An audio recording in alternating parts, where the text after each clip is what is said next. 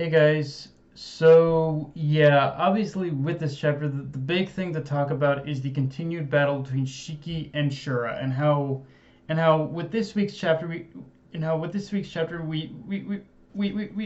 obviously get more of the fight, but we also dive more into the dynamics of the fight itself.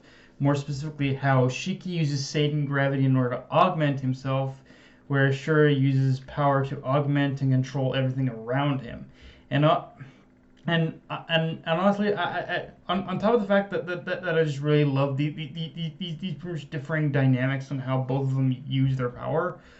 Um, the pretty much difference the difference in the usage of the power itself really highlight two key things about this fight. The first is that despite how far Shiki has come in developing his power, even to the point of awakening overdrive, it still kind of really hammers home that he's still only scratched the surface of what Satan gravity is capable of. Like he's, it might sound insane to say, but with this chapter, it shows that he's not even tapped into what the power is truly capable of.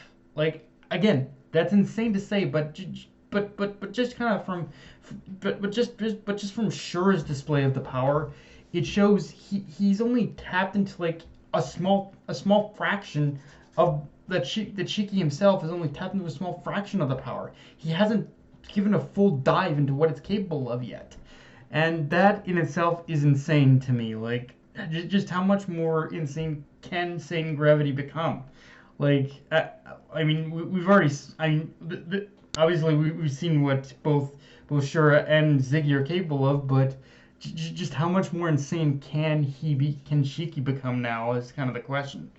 And the other thing though that ties into Shiki's current skill level with Satan gravity is that at this current time and in this current fight, I believe he's in over his head, and I know, and I pretty much know that pretty much the only reason as to why Shiki's fighting Shura to begin with is as a means of distraction in order for the others to pretty much find and destroy the O-Link.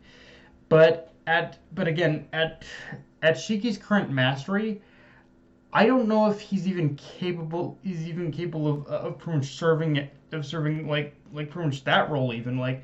I mean, don't get me wrong. Just throughout this chapter, we see that Shiki is adapting and adjusting to pretty much the flow of the battle. But But the question is, how long can he keep that up? How long can he keep that up? Like pretty much before, it turns into a scenario where Shura outpaces him, because that's where we should start to worry about whether or not that Shiki can pretty much hold on long enough in order for the others to pretty much find and destroy the All-Link, assuming they even can, mind you. And yeah, like this.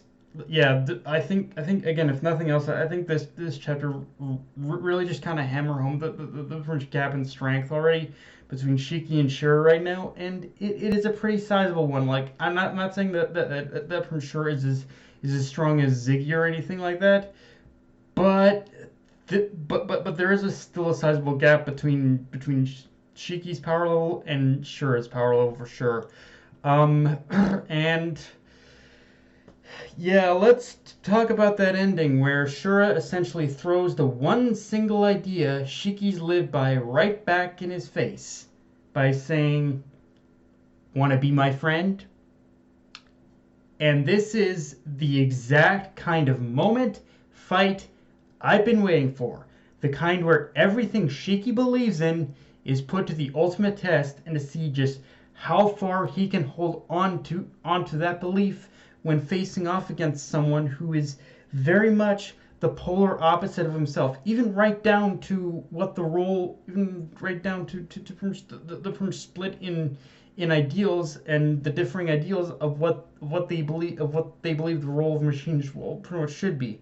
Because as we learn in this chapter, like Shura's whole back when Prince Shura held that press conference and made that whole declaration to the cosmos about wanting to destroy all machines, we just learned from one simple little bit of dialogue that it was more or less in a lie, to an extent.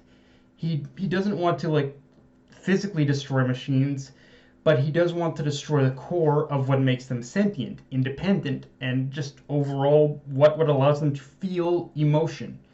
And just turn he wants to use the All Link to basically turn them into nothing more than obedient shells without feelings, emotions, anything like that.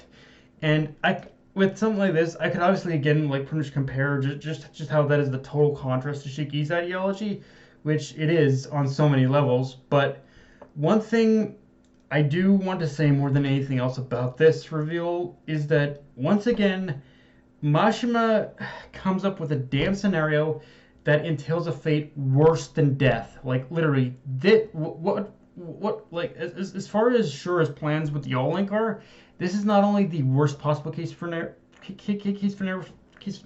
for someone like Shiki who just wants everyone to live together in peace, just wants to believe in the idea that humans and machines can live together in harmony. This is what Shura is doing is basically a total fucking rejection of that.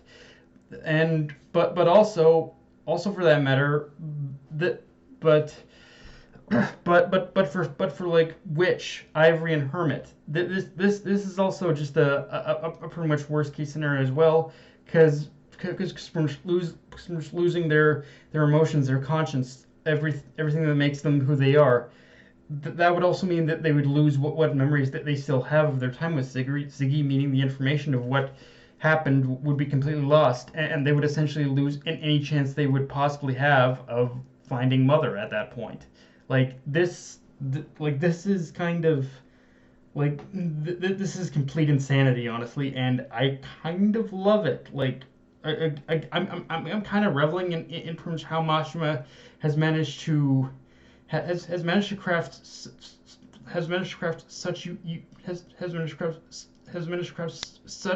scenarios with has managed to craft such unique scenarios without actually involving death. Like that's the key thing. Like I think we always kind of assume about manga and anime is that pretty much death is kind of one of the key focal points in any series in order to get emotion going. But I think with Mashima, obviously he does do that at times, but he also believes in the idea of basically crafting something that's a much worse case scenario than death. And yeah, I kind of love it for that.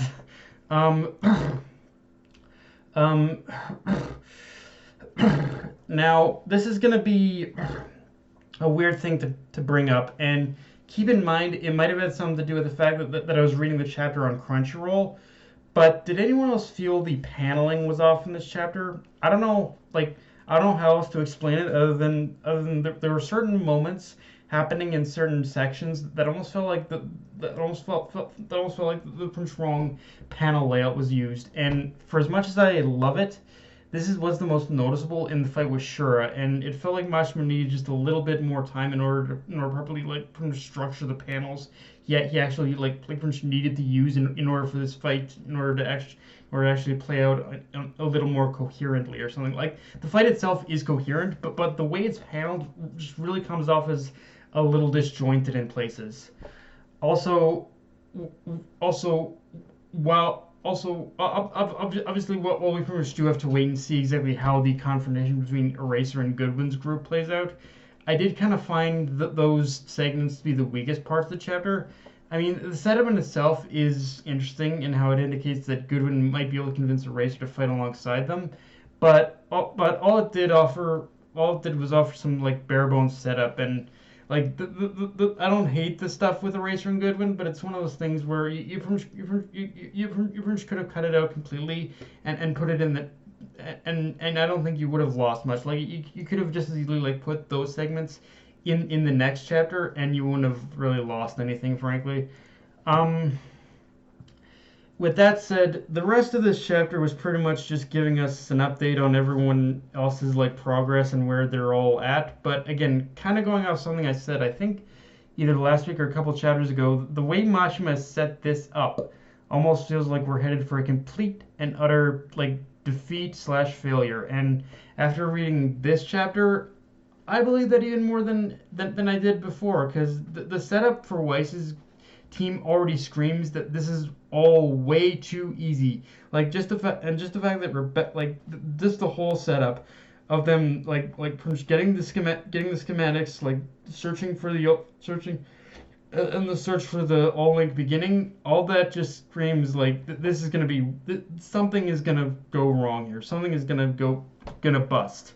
And just the fact that Rebecca's there means we should probably prep ourselves for whatever problem they face to be big enough in order for Rebecca to use Cat Leader again. Although the fact that she is aware of her own power now probably means that the time, if a time jump is used, it won't be as far back a leap as when she first used it after being captured by Drac and Joe. But there's still, I think there still is going to be some kind of scenario where Rebecca is going to have to use it. Like this all just again, this all just feels too easy and too clean of a setup without Mashima having some kind of a hitch to throw into it. But yeah, guys, that's all I got for this review. If you enjoyed the video, like, comment, subscribe. Follow me on Twitter, Analyst, Crunchyroll, and be sure to hit the bell for notifications, and be sure to and just kind of share it around. Death Knight of Anime, signing off. Later, guys.